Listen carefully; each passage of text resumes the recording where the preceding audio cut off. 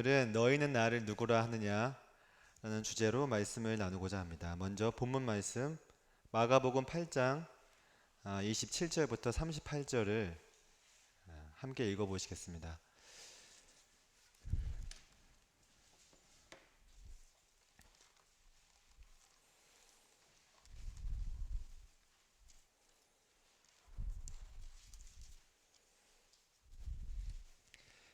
마스크 쓰셔서 좀 답답하시죠? 요거 하나만 같이 읽고 나머지는 제가 다 읽겠습니다. 8장 27절부터 38절까지 저랑 한 절씩 번갈아 가면서 읽겠습니다. 예수와 제자들이 빌립보 가이사라 여러 마을로 나가실새 길에서 제자들에게 물어 이르시되 사람들이 나를 누구라고 하느냐?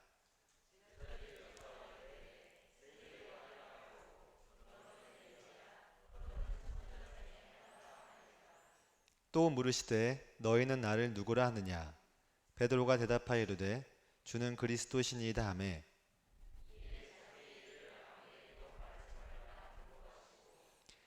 인자가 많은 고난을 받고 장로들과 대제사장들과 서기관들에게 버림받아 죽임을 당하고 사흘 만에 살아나야 할 것을 비로소 그들에게 가르치시되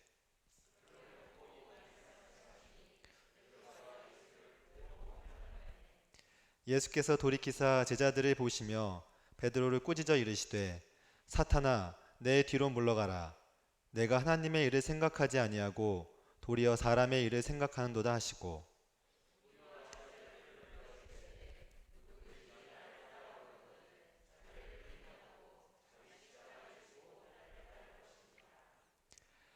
누구든지 자기 목숨을 구원하고자 하면 잃을 것이요 누구든지 나와 복음을 위하여 자기 목숨을 잃으면 구원하리라.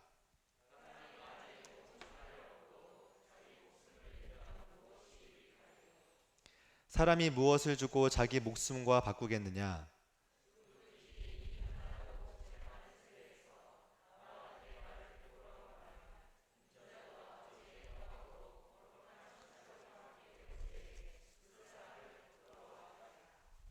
네, 감사합니다. 저희가 이제 가끔씩 우리가 하는 인사가 굉장히 상투적이라는 생각을 많이 하게 됩니다. 이 오래전에 제가 이 단에서 인사에 대해서 한번 말씀을 드렸던 적이 있었는데 그때 이 안녕하세요라는 말의 의미를 말씀을 드린 적이 있었습니다. 이 안녕하세요라는 말은 한자 평안할 안자에 평안할 영자 안녕하세요라는 뜻인데 말 그대로 이 못 본 사이에 평안하게 지내셨냐라고 하는 뜻입니다. 그때 기억나실지 모르겠지만 이 모든 인사는 우리나라 역사와 관련이 있죠. 굉장히 어렵고 힘든 그 시기에 하룻밤 사이에 어떠한 일이 벌어질지 모르는 그 시기에 만날 때마다 안녕하세요라는 말을 물었다는 걸 생각하면은 참 우리나라 과거가 약간 또 어둡고 힘들었던 때가 아닌가 생각이 듭니다. 이 평상시에 안녕하세요라는 말을 하면 참 좋은데 저희가 가끔씩 이 안녕하세요라는 말을 할 때 좀 어려울 때가 있죠. 그때가 언제냐면은 마음이 어려울 때입니다. 오늘 좀 마음이 어렵거나 좀 안 좋은 일 있었는데 그 사람 보고서 안녕하세요 이렇게 하기가 좀 어려울 때가 있잖아요. 그럴 때는 이제 말은 안녕하세요라고 하면서 그냥 지나가죠. 제가 옛날에 많이 했었는데 참 제 반성을 많이 합니다. 제가 이렇게 지나가면서 여기 윤철원님 계시면은 안녕하세요 이렇게 가는 겁니다. 이렇게 그러면 나한테 안녕하라는 건지 내가 안녕했다는 건지 잘 모르잖아요. 근데 사람 감정이라는 게 어려워요. 사실 내가 안녕하세요라는 말을 하기 어려운데 그게 쉽지 않잖아요. 그럴 때는 방법이 있습니다. 그 인사말을 바꿔보는 거죠. 예를 들어서 내 마음이 안 좋으면은 오늘 날씨가 참 춥네요 이렇게 인사를 하는 겁니다. 누구 만나면서 오늘 참 춥네요. 조심할 게 있어요. 한여름에 하면 안 됩니다. 한여름에 지나가다가 날씨가 참 춥네요 이렇게 했다가 큰일 날 수 있어요. 근데 가끔씩은 우리 마음 가운데 진짜 성도님들 보고 싶을 때가 있잖아요. 그런 적 없으세요? 마음이 막 벅차오를 때 성도님들 보면 너무 벅차오르고 예수 그리스도의 사랑으로 꽉 차 있을 때 그때는 안녕하세요가 아니라 이런 인사로 하면 좋을 것 같습니다. 너무 보고 싶었습니다. 웃으시는 이유는 네. 네. 우리 옆에 분들 보시면서 한번 인사해 보실까요? 너무 보고 싶었습니다. 네. 가정에서도 유튜브 보시는 가정에서도 해보시고 부부 사이에서도 해보시고 부부 사이에 평안이 있기를 항상 기도합니다. 저는 인천 성도교회는 평안한 가정을 항상 기도하고 있습니다. 성도님들 이 세상 살면서 꼭 한번 보고 싶으신 분 계신가요? 대부분 단에서 하는 질문은 답이 정해져 있다고 생각하시는 분들이 많아서 예수님이요 라고 말해야 된다라고 이렇게 강박관념을 가지신 분들이 계세요. 근데 그런 의도는 아닙니다. 진짜로 여러분들 평상시에 만나고 싶었던 사람이 있는지를 한번 여쭤보는 겁니다. 스포츠 스타가 될 수도 있고 연예인이 될 수도 있고 너무나도 뭐 천상의 목소리를 가진 가수가 될 수도 있고 혹시 있으신가요? 없으신가요? 누군가는 성공한 사업가, 옛날에 그 TV에 나왔었죠. 워렌 버핏과의 점심 식사값 이런 얘기 들어본 적 있죠. 몇 억이었죠. 몇 천만 원 몇 억이었는데 그 사람과의 짧은 시간을 그렇게 소중하게 생각하는 이 세상이 있다는 것을 참 놀랍게 합니다. 우리가 다 이렇게 만나고 싶은 사람들이 있는데 특히 2000년 전에 그 이스라엘에 살고 있던 그 유대인들, 그 유대인들이 가장 만나고 싶었던 사람 혹시 누군지 아시나요? 예. 역시 수준이 높습니다. 메시아입니다. 이 유대인들에게 있어서 메시아는 우리 이방인들은 상상도 할 수 없을 만큼 굉장히 큰 존재입니다. 다 아시겠지만 이 나라의 사람들이 이 출애굽 시대부터 알고 있는 대로 한 나라의 속박이 되고 그들로부터 어려움을 많이 당했기 때문에 더더욱이 이 메시아라는 존재를 기다릴 수밖에 없었어요. 그들이 구약 성경책을 가지고 있었고 그 성경을 읽을 때마다 자신들의 역사를 알게 되고 그로 인해서 더더욱이 그 모든 예언들과 앞으로 오실 그분에 대한 것들을 읽으면서 그분이 빨리 오시기를 굉장히 바랐을 겁니다. 그리고 제가 최근에 이 유대인들에 대한 유대인들이 메시아에 갖고 있는 그 생각에 대해서 들을 일이 있었는데 그 이야기를 나누어 드리면은 그들의 유대인들이 이 메시아에 대한 어떤 생각을 갖고 있었는지 더 이해가 되실 겁니다. Friends of Israel이라는 단체가 있어요. 이 단체는 유대인 그리스도인들로 구성된 단체입니다. 이들은 말 그대로 유대인이면서 그리스도인이 됐고 그래서 자기 동족들에 대한 마음이 특별하게 있어요. 그 특별한 바울과 같은 거죠. 특별한 마음을 가지고 유대인들에게 복음을 전하기를 굉장히 갈구하고 있고 복음을 전하는 일에 앞장서며 여러 가지 잡지와 출판 일들을 함께 하고 있습니다. 여기 이 단체의 한때 이제 수장이었던 마브 로젠탈이라는 분이 계신데 이 마브 로젠탈이라는 분이 이 책과 여러 가지 내용들을 가지고 세계 곳곳을 돌면서 사람들에게 복음도 전하고 예수 그리스도에 대해서 얘기를 하고 있었어요. 근데 언젠가 하루 아주 멀리서 전화 한 통이 걸려왔다고 합니다. 이 전화를 건 사람은 나이가 굉장히 많은 유대인 할머니였어요. 이 할머니가 전화를 해가지고 이 마브 로젠탈이라는 분에게 이렇게 얘기를 합니다. 로젠탈 형제, 내가 이제 나이가 거의 100세가 됐는데 내가 죽을 날이 얼마 안 남았거든. 근데 내가 이 로젠탈 형제 자네에게 꼭 물어보고 싶은 게 있다 하면서 물어본 게 뭐냐면 Is Jesus Messiah? 이렇게 물어봤다는 거예요. 로젠탈 형제, 예수가 메시아야? 이 질문을 듣고 이 마브 로젠탈이 몸에 전율이 흐르는 거죠. 자기는 예수 그리스도가 메시아라는 걸 알고 구원받고 지금 그 복음을 전하기 위해서 계속 노력하지만 죽을 날이 얼마 안 남은 그 할머니께서 그렇게 그토록 궁금하셨던 것이 바로 그 성경을 읽으면 읽을수록 계속 궁금했던 것은 예수가 메시아냐. 우리는 이방인으로서 연대계적으로 복음을 듣기도 하고 또는 또 다른 형태의 복음을 듣죠.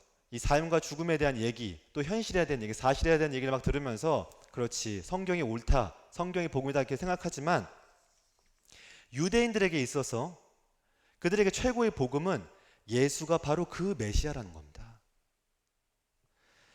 바울이 다메섹에서 예수님 만났을 때 두 가지 질문을 예수님께 합니다. 첫째는 주여 누구시니까? 이렇게 물어봤어요. 예수님 빛으로 나타나셨을 때 바울에게 주여 누구이십니까? 바울이 물었고 예수님께서 나는 네가 박해하는 예수다 이렇게 말했어요.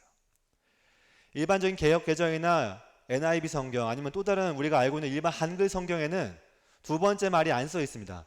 근데 이 킹 제임스 버전에는 두 번째 질문이 들어 있어요. 그게 바로 주여 내가 무엇을 하기를 원하십니까? 우리가 보편적으로 들었던 복음이 아니죠. 그런 형태의 복음이 아님에도 불구하고 사도 바울이 이 두 가지 질문을 우리가 알 수 있는 것은 유대인들에게 있어서 메시아라는 존재를 만났다는 것은 그의 삶을 변화시킬 너무나도 충분한 조건이었다는 것입니다. 우리는 삶을 변화시킬 때 굉장히 많은 것들을 있어야 한다고 생각하고 그런 것들이 우리의 삶을 변화시킬 것이라고 믿고 있지만 유대인들에게 있어서만큼은 꼭 그렇지는 않다는 겁니다. 유대인들에게 있어서 메시아를 만난다는 게 어떠한 의미인지 좀 더 와닿지 않으신가요? 그것은 그들에게 너무나도 놀랍고 굉장히 기대가 되는 일입니다.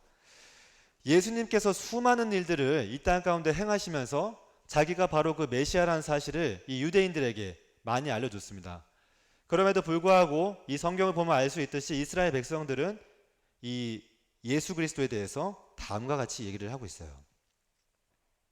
요한복음 10장 24절에 유대인들이 에워싸고 이르되 당신이 언제까지나 우리 마음을 의혹하게 하려 하나이까? 그리스도이면 밝히 말씀하소서 하니 예수께서 대답하시되 내가 너희에게 말하였을 때 믿지 아니하는도다. 내가 내 아버지의 이름으로 행하는 일들이 나를 증거하는 것이거늘. 어떤 사람이 자기 스스로를 메시아라고 부르는 것보다 더 중요한 게 무엇일까요? 바로 그가 행한 일들입니다. 사람이 자기를 아무리 그렇게 주장한다 할지라도 그가 능력을 행할 수 없다고 한다면 그는 메시아가 아닙니다. 근데 예수 그리스도께서는 오직 메시아만 할 수 있는 그 수많은 일들을 하나하나 보여주셨고 요한복음에 기록된 대로 그 모든 것을 기록하면은 책이 부족할 정도로 보여주셨지만 이스라엘 백성들은 그걸 받아들이지 않았어요. 오히려 대놓고 이렇게 물어보고 있습니다. 그리스도면은 말해달라고.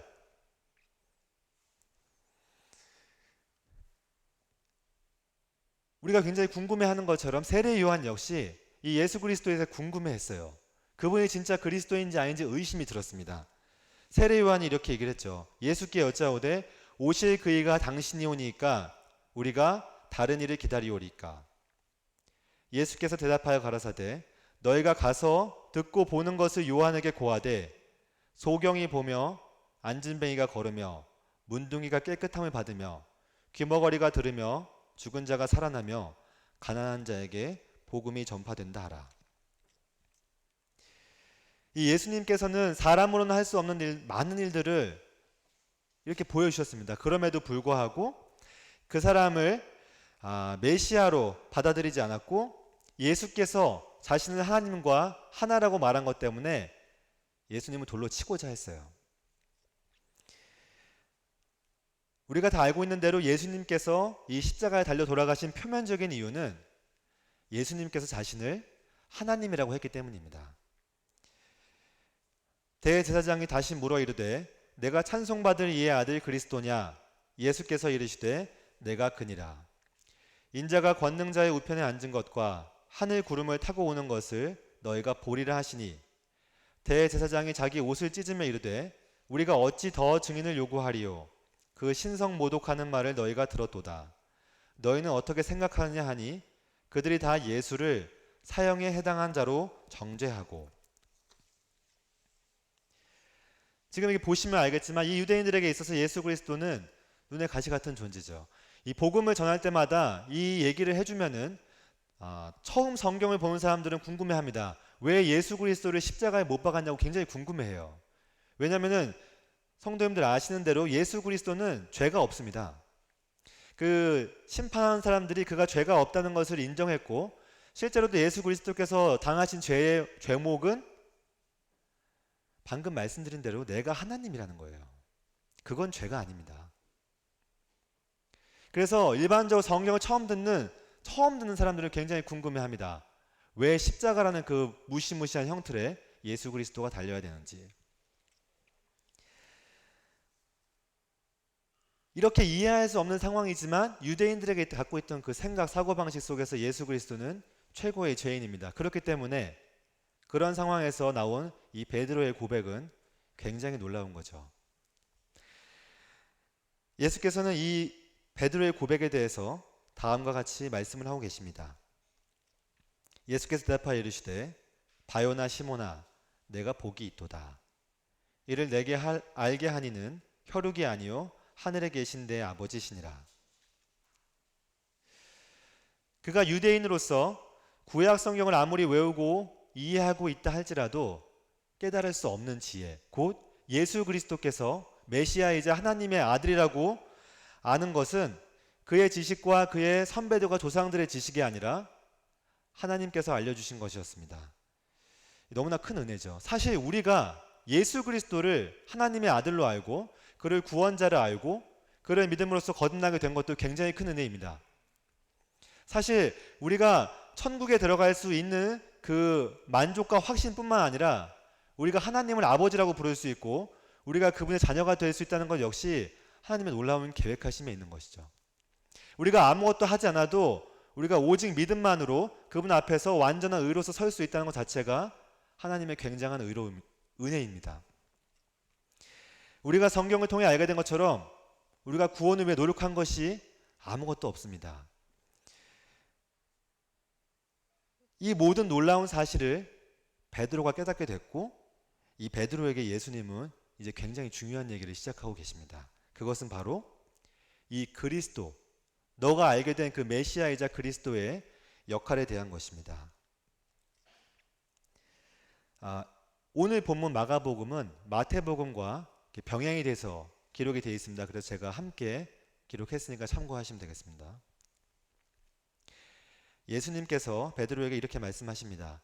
인자가 많은 고난을 받고 장로들과 대제사장들과 서기관들에게 버림받아 죽임을 당하고 사흘 만에 살아나야 할 것을 비로소 그들에게 가르치시되 이때로부터 예수 그리스도께서 자기가 예루살렘에 올라가 장로들과 대제사장들과 서기관들에게 많은 고난을 받고 죽임을 당하고 제3일에 살아나야 할 것을 제자들에게 비로소 나타내시니.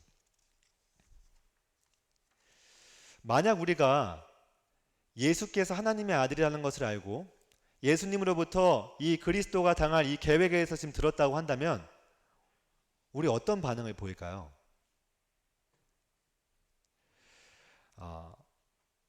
제가 생각하기로는 우리 인천 송도교회 성도님들이면은 값비싼 향유를 깨서 예수의 발 앞에 붓고 머리털로 그분의 발을 계속 씻으면서 그분의 죽음을 기념할 거라고 생각이 됩니다.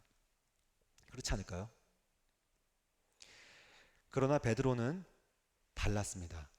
베드로는 예수 그리스도의 계획에 대해서 항변을 했어요.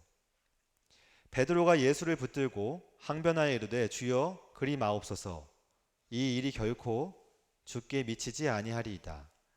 드러내놓고 이 말씀을 하시니 베드로가 예수를 붙들고 항변하매. 이 항변했다는 말은 원어적으로 두 가지의 의미를 갖고 있습니다. 하나는 꾸짖다라는 의미를 갖고 있어요. 그리고 또 다른 두 번째 의미는 훈육하다라는 말이 있습니다. 이 두 가지 말의 의미를 모두 다 이 상황에 적용을 해본다면은 먼저 베드로는 예수 그리스도의 계획을 꾸짖었어요. 그가 어떠한 마음으로 예수님의 그 계획을 꾸짖었는지 저희가 알 수 없지만 앞에 있었던 일들과 뒤에 나온 마가복음 9장 10장에 제자들이 서로 싸우고 다투는 문제를 같이 얘기를 해보면은 분명히 이 베드로의 마음 가운데 뭔가 자기가 갖고 있는 야망이나 꿈이 있었다는 겁니다. 그리고 또 다른 의미로 이 말을 훈육했다라는 말로 가져가게 되면은 예수 그리스도 지금 당신의 계획은 좋은 계획이 아니라는 거예요. 저는 사실 이 훈육하다는 말을 들으면서 굉장히 웃음이 났는데, 왜냐하면은 이게 사람이 하나님께서 말씀하시는 계획을 좋은 계획이 아니라고 했다는 겁니다. 사실 자기는 이렇게 얘기를 하는 거죠. 예수님, 그 계획보다는 더 좋은 계획이 있습니다. 그러나 성경은 그렇게 얘기를 하고 있지 않습니다. 성경은 하나님의 어리석음이 사람보다 지혜롭고 하나님의 약하심이 사람보다 강하니라. 베드로는 일반 유대인들은 전혀 깨달을 수 없었던 예수는 메시아라는 가르침을, 그 진리를 깨닫게 되었어요. 그러나 그분이 메시아인 것은 알았지만 메시아가 무엇을 하고 어떠한 일을 당해야 될지에 대해서는 전혀 알지 못했습니다. 그래서 자신의 생각을 이렇게 얘기를 했고, 예수께서는 이 베드로가 말했던 그 얘기, 다시 말해서 그러면 안 된다, 그건 좋지 않은 거라고 얘기했던 그것에 대해서 다음과 같이 말씀을 하고 계세요. 예수께서 돌이켜서 제자들을 보시며 베드로를 꾸짖어 이르시되 사탄아 내 뒤로 물러가라. 내가 하나님의 일을 생각하지 아니하고 도리어 사람의 일을 생각하는도다 하시고, 예수께서 돌이키시며 베드로에게 이르시되 사탄아 내 뒤로 물러가라. 너는 나를 넘어지게 하는 자로다. 내가 하나님의 일을 생각하지 아니하고 도리어 사람의 일을 생각하는도다.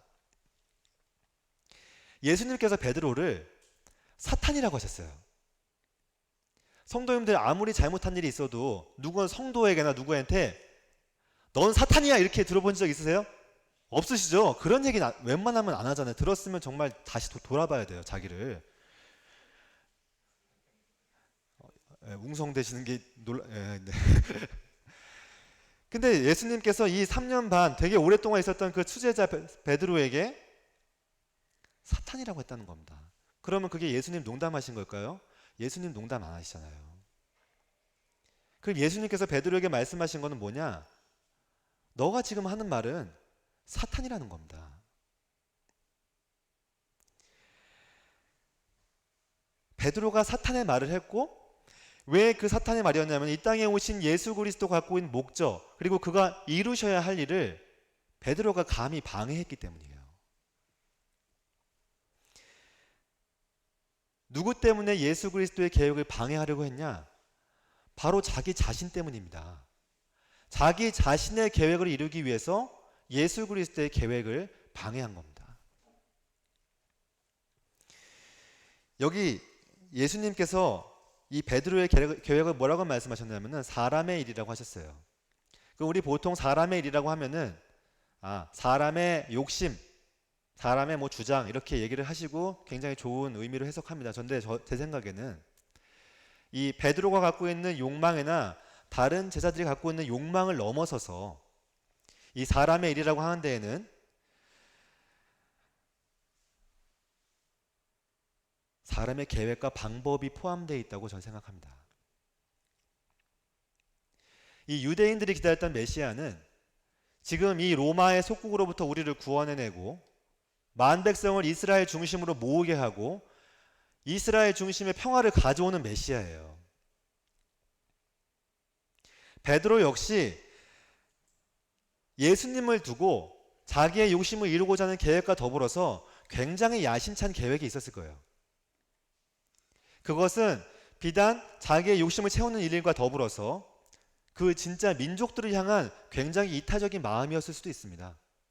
이스라엘 백성들이 어려우니까 이걸 내가 한번 해보겠다라고 하는 굉장히 좋은 생각이었을 수 있었어요. 그리고 그 생각에 대해서 많은 사람들이 동조했을 수도 있고, 그의 생각을 나쁘다고 말하는 사람은 없었을 수도 있습니다, 사실. 근데 그게 아무리 좋은 계획이라 할지라도 예수님 입장에서는, 하나님 앞에서는 그저 사탄의 말일 뿐이었다는 거예요.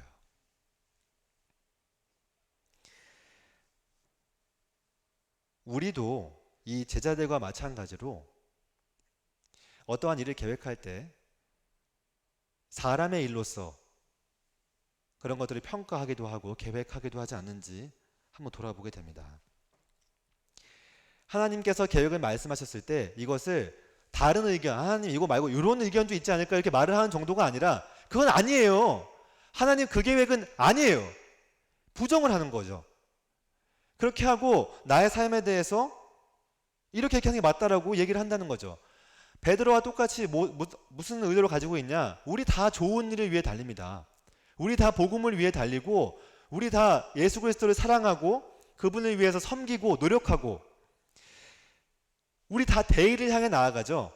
그리스도의 주와 복음을 위해 달려가는 이 모든 일들을 하지만 그 안에 사람의 일을 가지고 때로 추진하는 경우도 있다는 거죠. 이 한국 땅에 복음이 전파되기 위해서 굉장히 많은 선교사들이 순교를 당했습니다. 그 사람들이 죽음을 당할 때 그들에게 원대한 계획이 없었을까요? 성도님들 한번 생각해 보세요. 내 모든 것을 버리고 한 번도 온 적이 없는 이 땅에 왔는데 그들에게 계획이 없었을까요? 그들에게 분명히 원대한 계획이 있었을 거예요. 짐 엘리엇 아시죠? 너무 잘 아시죠 이제는. 이 짐 엘리엇은 시카고의 명문 휘튼 대학을 수석으로 졸업한 인재입니다. 수석으로 졸업했으니까 당연히 그 미국 사회에서 굉장히 많은 사람들이 알고 있었을 것이고, 이 선교사가 학교를 졸업하고 미국 땅에 남아있지 않고 선교를 간다는 자체도 굉장히 이슈가 됐을 거예요. 왜냐하면 잘 아시겠지만 수석생이니까 국내에서도 잘 할 수 있었을 거 아닙니까? 이 사람이 남미 에콰도르 아마존 유역의 선교사로 자원을 했습니다. 1956년 1월 8일 4명의 동료와 함께 이 아우카 부족이라고 하는 곳에 선교를 하러 갑니다. 이 아우카 부족은 가장 악명 높고 접근하기 어려운 곳이었어요. 거기 간다는 것 자체가 굉장히 사실 힘든 일입니다. 근데 안타깝게도 그곳에 들어간 직후 그는 창에 찔려 순교했습니다. 이 함께 들어간 친구들도 모두 살해되어서 강에서 버려진 채 발견이 됐습니다. 이 총망받던 인재들이 선교지에서 복음을 전해보질 못하고 죽었어요. 그래서 이 미국 사회에서는 이들의 죽음에 대해서 불필요한 희생을 했다라고 얘기를 했습니다. 그때 기사가 한번 나오고 그랬는데 그의 아내 엘리자베스가 이렇게 말을 했습니다. 많이 들어보셨을 텐데, 말씀을 삼가십시오. 낭비라니요. 내 남편의 죽음은 낭비가 아니었습니다. 그는 전 생애를 이것을 위해 준비했던 사람입니다. 바로 이 시간을 위해 살아왔던 사람입니다. 그는 하나님께서 주신 자신의 책임을 수행하고 생애 목표를 달성하고 죽은 행복한 사람입니다. 이들의 간증 속에서 굉장히 놀라운 사실은 그들의 주머니에 권총이 있었다는 거예요. 짐 엘리엇과 친구들은 권총으로 무엇을 할 수 있었을까요? 그들에게 만약에 계획이 있었다면 이렇게 했을 겁니다. 총을 가지고 있기 때문에 아우카 부족 몇 명의 나를 해하러 온다. 첫 번째 계획은 권총으로 저들을 쏘고 다시 온다. 그러면 그들은 권총을 쐈을 거예요. 그렇지 않습니까? 그리고 일단 권총을 쏘고 그 사태를 모면하고 돌아가서 다시 복음의 계획을 짜서 돌아오는 건 역시 우리 중에 누가 뭐라고 할 수 있을지 잘 모르겠어요. 그럼 두 번째 계획은 뭐냐? 두 번째 계획이 있었다면은 그는 이런 마음을 품은 거죠. 내가 여기서 순교를 해야 되겠다. 내가 여기서 순교를 하면은 내 순교의 사건이 복음의 씨앗이 되어서 수많은 사람들이 나에게 감동을 받아서 선교지 나갈 거야. 이런 마음을 갖고 두 번째 계획을 실행했을 수 있었을 거예요. 근데 제가 보기에는 그런 계획은 없었던 것 같습니다. 짐 엘리엇은 그 순간 왜 총을 쏘지 않았냐? 아우카 부족이 천국에 들어갈 준비가 안 되어 있기 때문이었어요. 천국에 들어갈 준비가 안 되어 있었기 때문에 총으로 차마 쏠 수가 없었던 거예요. 내가 총으로 쏴서 지옥으로 갈 영혼들을 내가 내 손으로 보낼 수 없었던 것이죠. 다시 말해서 짐 엘리엇과 그의 친구들은 지금 그 순간 내가 해야 할 일을 했다는 겁니다. 앞뒤 재지 않고 어떤 일이 있을지 재지 않고 내가 지금 해야 할 일을 그저 했다는 겁니다. 예수님께서도 베드로를 꾸짖으시면서 하시는 말씀이 있었어요. 무리와 제자들을 불러 이르시되 누구든지 나를 따라오려거든 자기를 부인하고 자기 십자가를 지고 나를 따를 것이니라. 이에 예수께서 제자들에게 이르시되 누구든지 나를 따라오려거든 자기를 부인하고 자기 십자가를 지고 나를 따를 것이니라. 우리가 십자가를 얘기할 때 주로 무거운 것, 감당하기 어려운 고난이라고 많이 얘기를 하지만 오늘 본문 말씀 전체적인 흐름에서 봤을 때 십자가는 그리스도의 운명, 곧 다시 말해서 자기가 모든 것을 내려놓고 받아들여야 할 자기의 역할에 대해서 말씀하시다는 생각이 듭니다. 십자가는 굉장히 무거운 일이지만 십자가가 굉장히 부끄러운 일이에요. 십자가는 영광스러운 자리가 아니라 가장 낮아진 자리입니다. 십자가를 지는 것은 좋은 계획이 아니고 그건 최악의 계획이에요. 십자가는 의인이 지는 것이 아니고 그 당시 가장 나쁜 죄인이 지는 겁니다. 그렇기 때문에 그가 말했던 모든 것은 베드로의 입장에서는 제일 안 좋은 계획이에요. 그러나 예수 그리스도 입장에서는 그가 그 순간 이 땅에서 해야 하는 하나님의 뜻이었다고 하는 겁니다. 그것을 하나님께서 그리스도께 맡기셨기 때문이에요. 그리스도라는 단어에 대해서 베드로와 하나님은 용어의 차이가 있다고 생각이 듭니다. 용어의 정이 있어서 이 표를 한번 같이 보시면 좋겠습니다. 베드로에게 그리스도는 뭐죠? 왕. 하나님에게 그리스도는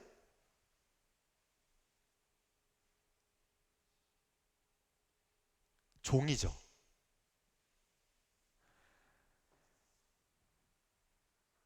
우리는 이 그리스도라는 단어를 들을 때 이 두 가지 중에 어떠한 쪽에 더 중점을 두고 있습니까? 그 이름을 부를 때마다 그리스도 멋진 이름이지. 나도 나중에 그리스도라고 질 거야 이름을. 이렇게 좋은 이름으로만 생각하고 계세요? 아닙니다. 그리스도는 종입니다. 종. 예수님께서는 종에 대해서 여러 가지를 말씀하셨는데 특히 종의 참된 자세에 대해서 누가복음 17장에 말씀하셨습니다. 주께서 이르시되 너희에게 겨자씨 하나만한 믿음이 있었더라면 이 뽕나무더러 뿌리가 뽑혀 바다에 심겨라 하였을 것이요 그것이 너희에게 순종하였으리라. 너희 중 누구에게 밭을 갈거나 양을 치거나 하는 종이 있어 밭에서 돌아오면 그더러 곧 와 앉아서 먹으라 말할 자가 있느냐. 도리어 그더러 내 먹을 것을 준비하고 띠를 띠고 내가 먹고 마시는 동안에 수종 들고 너는 그 후에 먹고 마시라 하지 않겠느냐. 명한 대로 하였다고 종에게 감사하겠느냐. 이와 같이 너희도 명령받은 것을 다 행한 후에 이르기를 우리는 무익한 종이라 우리가 하여야 할 일을 한 것뿐이라 할지니라. 지금 이 시대에는 종이 없죠. 노예가 없고. 그래서 저희가 이 말의 의미를 다 이해하지 못할 수 있습니다. 그러나 그 당시에 종은 주인의 소유물이에요. 만약 종이 정말로 이 예수님께서 말씀하신 것처럼 와가지고 제 물은 어디 있나요? 저는 밥을 언제 주나요? 저는 어디에 앉으면 되나요? 이렇게 물어본다면 큰일 납니다. 그 당시에는 큰일 나요. 지금은 모르겠지만 이 이야기는 제자들에게 순종과 믿음에 대한 본이 무엇인지를 알려주기 위함도 있지만 예수 그리스도 자신께서 받아야 할 종으로서 오신 그 모습을 행해야 하는 그 모습 그대로를 제자들에게 나타내신 거예요. 내가 바로 하나님 앞에서 무익한 종으로서 이 일을 해야 한다는 겁니다. 빌립보서는 예수 그리스도를 다음과 같이 기록을 하고 있습니다. 너희 안에 이 마음을 품으라 곧 그리스도 예수의 마음이니 그는 근본 하나님의 본체시나 하나님과 동등됨을 취할 것으로 여기지 아니하시고 오히려 자기를 비워 종의 형체를 가지사 사람들과 같이 되셨고 사람의 모양으로 나타나사 자기를 낮추시고 죽기까지 복종하셨으니 곧 십자가에 죽으심이라. 예수님은 하나님의 종이었고 우리는 예수 그리스도의 종입니다. 사람들이 우리를 무엇라고 부르죠? 사람들이 여러분들을 뭐라고 부릅니까? 저는 회사에서 매니저라고 부르는데 이승민 매니저? 여러분들은 사회 속에서 뭐라고 들으세요? 이렇게 들으세요? 크리스천이라고 들으세요? 그리스도인, 크리스천? 이 크리스천이라는 단어는 두 개의 단어가 합성된 말이죠. 크라이스트랑 이 IAN이 합쳐진 말입니다. 그리고 이 IAN이라는 단어가 붙으면은 뭐뭐로부터 뭐뭐를 따르는 이런 뜻이 있어요. 다시 말해서 크리스천이라는 말의 의미는 예수 그리스도를 따르는 사람들, 예수 그리스도를 본받는 사람들입니다. 그렇기 때문에 크리스천들은 크라이스트를 종으로 해석한다면 종된 모습을 가진 사람이 크리스천이에요. 우리는 크리스천입니까? 그렇다면 우리는 종입니까? 아니면 주인입니까? 종으로 산다는 거 너무나 어려운 일이죠. 우리가 예수 그리스도께서 십자가에 달리신 것을 때로는 그렇게 생각할 수 있어요. 아, 하나님이시니까, 하나님의 능력이 그 사람 안에 임했으니까 당연히 그 일을 할 수 있다 생각할 수 있는데 그건 착각입니다. 예수님께서 사람의 몸을 그대로 입고 오셨고 성경은 우리에게 주 예수 그리스도께서 인성을 가지고 있다는 것을 명확하게 말씀해 주고 계세요. 성도님들 아시겠지만 인성, 곧 사람의 몸으로 왔다는 게 어떤 의미인지 알고 계시죠? 우리가 겪고 있는 그 모든 것들을 똑같이 겪었다는 겁니다. 만약에 예수 그리스도께서 사람들이 갖고 있는 배고픔이나 명예 또는 그 기타 육신이 갖고 있는 그런 것들에 대해서 느끼지 못했다고 한다면은 마태복음 4장의 사탄이 그것으로 예수님을 시험할 필요가 없죠. 그거는 아예 의미가 없는 행동인 거예요. 그것을 하고 성경에 기록했다? 아닙니다. 예수께서 사람의 몸으로 오셨고 그렇기 때문에 예수께서는 이렇게 기록을 하고 있어요. 우리에게 있는 대제사장은 우리의 연약함을 동정하지 못하시리가 아니요 모든 일에 똑같이 시험을 받으시니로되 죄는 없으시니라. 그렇기 때문에 자기가 시험을 받아 고난을 당하셨은즉 시험 받는 자들을 능히 도우시니라.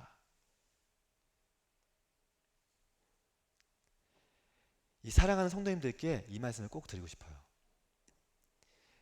예수님께서 우리 성도님들 개개인의 마음을 다 아신다는 겁니다.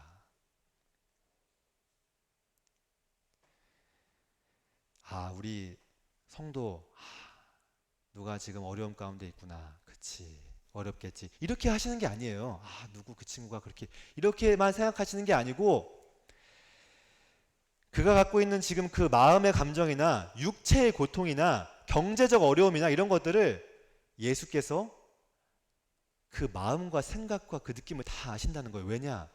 그가 그것을 겪어봤기 때문이에요. 누구야? 내가 지금 너가 얼마나 힘들어하는지 알고 있다. 내가 너와 같은 환경에 내가 있어봤다. 너가 겪고 있는 그 어려움들 너는 내가 모른다고 생각하지. 내가 하나님이니까 그것에 대해서 알 수 없다고 생각하지. 그렇지 않아. 성경에 있는 나의 모습을 봐라. 내가 그걸 다 겪었다. 내가 너의 마음을 다 안다. 그러면서 그분이 나를 일으키시고 나를 도와주시고 나에게 다시 힘을 주시기에 우리가 다시 그분 앞에서 일어서고 나아갈 수 있는 거 아닐까요? 누군가 나를 위로해 줄 때 힘이 나잖아요. 그거는 인간적인 얘기를 드리는 거에 넘어서서 인간이신 예수님께서 나를 이해한다면 그것만큼 우리에게 힘을 주고 그것만큼 우리를 다시 살아나게 하는 그런 일이 있을까요? 예수께서 우리 모두를 다 이해하신다는 겁니다. 말씀을 정리하겠습니다. 유대인들은 예수님을 그리스도로 믿지 않았습니다. 그들은 그렇게 바라왔던 메시아의 그림이 그들이 생각했던 것과 달랐기 때문이에요. 이 세상을 바꾸고 이스라엘을 큰 나라로 만들려는 메시아의 모습이 아니었기 때문에 예수 그리스도를 버렸습니다. 베드로는 예수님을 그리스도로 알고 메시아이자 하나님의 아들로 알았지만 그가 알고 있는 메시아에 대한 용어, 단어의 정의와 하나님의 뜻은 달랐어요. 그래서 베드로는 예수를 통해서 이루고자 했던 그의 마음들이 있었지만 그것은 사탄의 생각이었고 예수님에게 책망을 받았습니다. 예수님은 그리스도로 오셨고 그 그리스도의 말대로 종이 되셔서 십자가에 못 박히셨습니다. 그것은 예수님께 있어서 원대한 사명도 아니고 멋진 일도 아니에요. 그건 부끄러운 일이고 치욕스러운 일입니다. 오죽했으면 예수님께서 겟세마네 동산에서 3번씩이나 할 수만 있다면 이 잔이 피해가게 달라고 기도하셨겠어요. 그럼에도 불구하고 예수께서는 자기에게 맡겨진 일을 묵묵히 했습니다. 그리고 우리 하나님께서는 그렇게 자기를 낮추시고 자기를 비우셔서 종된 모습을 가진 예수 그리스도를 이렇게 높이셨습니다. 이러므로 하나님이 그를 지극히 높여 모든 이름 위에 뛰어난 이름을 주사 하늘에 있는 자들과 땅에 있는 자들과 땅 아래에 있는 자들로 모든 무릎을 예수의 이름에 꿇게 하시고 모든 입으로 예수 그리스도를 주라 시인하여 하나님 아버지께 영광을 돌리게 하셨느니라. 예수님의 질문, 너희는 나를 누구라 하느냐? 이 질문보다 예수님에게 더 중요한 것은 아버지께서 나를 누구라 하냐는 겁니다.